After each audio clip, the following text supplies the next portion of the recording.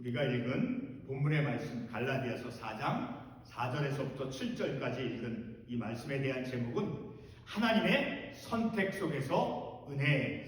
하나님께서 저와 여러분을 선택하셨죠. 그 하나님의 선택하심 속에 우리가 오늘 우리에게 주어진 이 본문의 말씀을 통해서 내게 주어진 하나님이 나를 선택하셨어요. 그렇죠? 하나님의 백성으로 삼으시고자 그 하나님의 선택 속에 어떤 것이 담겨져 있는가? 다시 말해서 하나님의 은혜라고 하는 것이 나를 선택하신 그 하나님의 선택 속에 무엇이 담겨 있는가? 곧 하나님의 은혜가 어떠한 구체적인 모습으로 그 은혜 안에 무엇이 담겨져 있는가를 우리가 말씀을 통해서 깨닫기를 원합니다. 오늘 우리가 본문의 말씀 그리고 읽진 않았지만 같은 갈라디아서 3장 13절 제가 말씀을 읽겠습니다. 그리스도께서 우리를 위하여 저주를 받은 자 되사 우리를 위해서 나를 위해서 저주를 받은 자라고 하는 것은 이 말씀 하반부에 보게 되면 예수님께서 십자가에서 못 박혀 빌려 돌아가시던 그 당시 예수님 당시에 나무에 달린 자마다 다시 말해 십자가에서 죽음을 당하는 그러한 사람은 저주 아래 있는 자라 하였습니다. 십자가에서의 그 죽으심은 바로 저주를 뜻하는 것이었다라는 것을 이 말씀이 우리에게 말씀해 주고 있습니다. 다시 말해서 율법 아래 있던 우리들을 율법의 정죄 아래 그 율법의 저주 아래 있었던 우리를 나를 대신해서 내가 그 자리에서 죽음을 심판을 받아 마땅하지만 우리 주님께서 그 자리에 내가 받아야 될 그 정죄와 심판과 저주 그 자리에 우리 주님이 그 자리에서 저주를 받으셨다. 달린 자마다 저주 아래 있는 자라 하였습니다. 율법의 저주에서 우리를 속량하셨으니 내 대신 그 죽음을 당하시고 자 바로 그런 하나님의 선택 나를 선택하신 하나님의 선택 안에는 나를 선택하신 그 선택 안에는 예수 그리스도께서 당하신 그 죽음 이 말씀에 의하면 그 율법의 저주 그 율법의 저주에서 우리 주님이 대신 저주를 받으시고 대신 죽으심을 통해서 나를 저와 여러분을 속량해 주시고 죄 용서함을 통해서 우리를 자유케 해 주셨다라는 말씀을 우리가 이 말씀을 통해서 볼 수 있죠. 자, 그래서 오늘 우리는 이러한 말씀을 통해서 하나님이 나를 선택하신 내가 하나님께로부터 선택을 받은 그 선택 안에 무엇이 담겨져 있는가? 바로 나를 위해서 대신 저주받으시고 대신 죽으신 예수 그리스도 내 주 예수의 은혜라고 말씀하고 있죠. 바로 예수 그리스도께서 은혜이시다라는 거예요. 본질이다. 예수 그리스도께서 은혜와 진리가 있다고 말씀하셨잖아요. 바로 은혜는 곧 예수 그리스도를 뜻하는 것입니다. 그러니까 은혜의 본질은 바로 예수 그리스도이다라니까 내가 선택받았다라고 하는 것은 나에게 주어진 은혜는 곧 예수 그리스도께서 내 삶에 오늘 본문의 말씀 가운데 5절 말씀 6절에 너희가 아들임으로 하나님이 그 아들의 영을 우리 마음 가운데 보내사 자 예수님을 우리에게 내 인생에게 예수님을 보내주셨다라고 하는 의미로 우리가 이해할 수 있고 깨달을 수 있죠.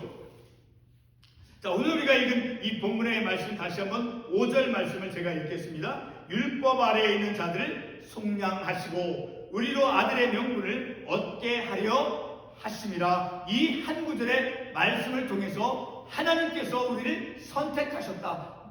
우리가 선택받은 사람이다라는 것을 알 수 있죠. 바로 이렇게 우리 주님께서 십자가에서 대신 죽으심을 통해서 바로 율법 아래에 있는 자를 속량하시고 어떻게 우리를 속량해 주셨습니까? 대신 예수님께서 십자가에서 그 저주를 당하시고 죽음을 당하심을 통해서 그래서 우리가 율법 아래에 있었던 나의 죄를 용서해 주시고 곧 속량해 주시고 그리고 아들의 명분을 얻게 하려 하시기 위해서 우리가 하나님의 선택을 입었다라는 것을 우리가 말씀을 통해서 알 수 있게 되어지죠.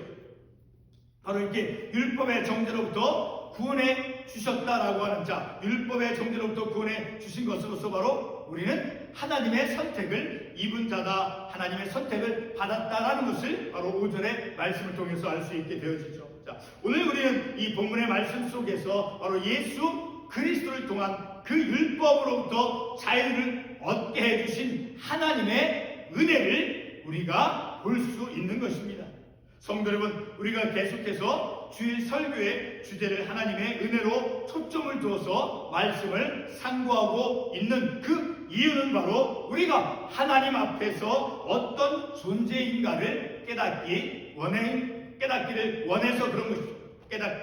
깨닫고자, 그러니까 내 삶이 하나님 앞에서 우리는 전적으로 하나님의 은혜 속에서, 은혜를 통해서 하나님을 의지함 속에서 하나님의 그 믿음, 그 내 믿음의 영적인 삶 속에는 하나님의 은혜로서 내가 삶을 온전하게 살아갈 수 있는 유일한 조건은 하나님의 은혜를 받음으로, 은혜를 통해서 우리가 온전한 믿음의 삶을 살아갈 수 있는 그런 존재다라는 것을 우리가 깨닫기 위해서 매주일 설교에 이제 은혜라고 하는 것을 큰 주제로 우리가 말씀을 상고하고 있는 것입니다.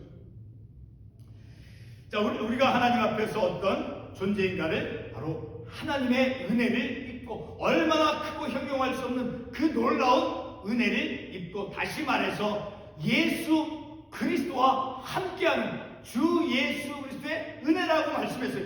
은혜는 곧 예수 그리스도인 거예요. 바로 내 안에 예수 그리스도, 예수 그리스도와 함께 삶을 살아가는 그런 특별한 존재다라는 거예요. 우리의 삶은 운동 경기처럼 연습을 통해서 살 수가 없죠. 그렇죠? 그리고 내일 어떤 일이 일어날지 우리는 알지 못한 채 삶을 살아갑니다.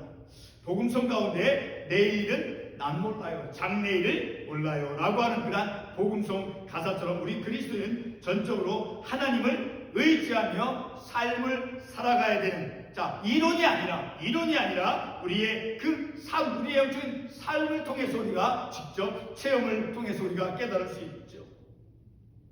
본문 4절 말씀에서 이렇게 말씀하고 있습니다. 때가 참에 하나님이 그 아들을 보내사라고 하는 말씀이 있죠. 그 말씀을 통해서 바로 하나님의 시간 속에서, 하나님의 그 시간표 속에서, 하나님의 그 계획 속에서 이제 하나님의 방법으로, 하나님의 방법이 어떤 것이었습니까? 말씀이 육신이 되십니까? 예수 그리스도의 그 성육신의 사건을 통해서 예수님을 이 땅에, 바로 내 인생에, 내 삶 가운데 예수 그리스도를 내 인생 속으로 보내주셨다라는 것이죠. 6절, 제가 조금 전에 인용했지만 다시 한번 6절의 말씀을 반복해서 보게 되면, 너희가 아들임으로 하나님이 그 아들의 영을 누구 가운데? 우리 마음 가운데 보내, 다시 말해 우리 주님을 내 삶 가운데, 내 인생 가운데 보내셨다라는 겁니다. 그러니까 내 안에 예수 그리스도가 내주하고 계시다라는 거예요. 그 결과로 우리는 하나님의 자녀가 되었고 양자가 되었다라는 것이죠. 그렇죠? 그리고 죄의 종노릇하는 그런 종으로부터 벗어나서 하늘나라의 그 유업을 받는 그런 자녀로 불려주셨습니다. 본문이 말씀해주는 모든 영적인 혜택이, 다시 말해서 율법으로부터 속량 받음과 그리고 아들의 명분 그리고 유업을 받을 자, 이런 모든 영적인 그런 혜택. 그런데 우리가 그런 것을, 영적인 혜택을 받을 만한 그런 자격이 안 되어도 하나님께서 우리에게 거저주시는 그런 하나님의 값없는 은혜다라는 것을 우리가 또한 깨닫습니다. 그러나 여기서 값없는 은혜라고 할지라도 그 은혜 안에는 바로 하나님의 주권과 그리고 피조물을 위한 하나님의 호의가 담겨져 있는 것이죠. 그래서 은혜를 우리가 또 다른 말로 어떻게 표현합니까? 구원하는 은혜. 우리를 구원하신 은혜라고 표현하죠.